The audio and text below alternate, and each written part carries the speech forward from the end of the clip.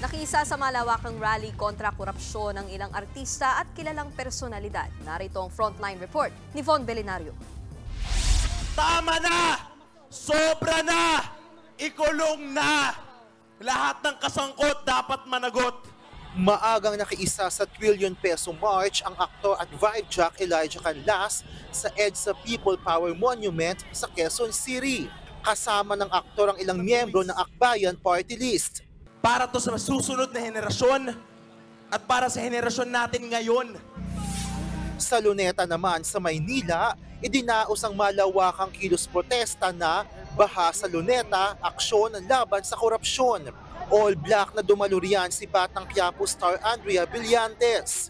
May hawak siyang placard na may nakasulat na lahat ng korap dapat managot. Naroon din si Maris Racal na nagmarcha kasama ang Philippine-Palestine Friendship Association. Kaisa rin ang aktres na si Jody Santa Maria sa mga nanawagang wakasan na ang korupsyon sa bansa. Sana may managot kasi minsan nasa news lang, ilang linggo, and then mamamatay. Ang veteran actress namang si Tessie Tomas nanawagang magbitiw na ang lahat sa pwesto. Total, lahat naman umano ay guilty. Wala nang tiwala ang tao sa kahit sino sa gobyerno. Nakirali rin si Angel Aquino at si Miss Philippines Earth title holder na si Joy Barcoma. Nariyan din ang ilang drag queens sa pangunguna ni Pura Luca Vega at iba pang artist tulad ni May Paner aka Juana Change. Tumakbong kontra korupsyon ng aktres na si Kim Molina kasama ang kanyang partner na si Gerald Napoles. Nakikiisa rin ang rapper at content creator na si Boss Toyo. Maaga rin dumating sa Luneta ang direktor na si Joel Lamangan.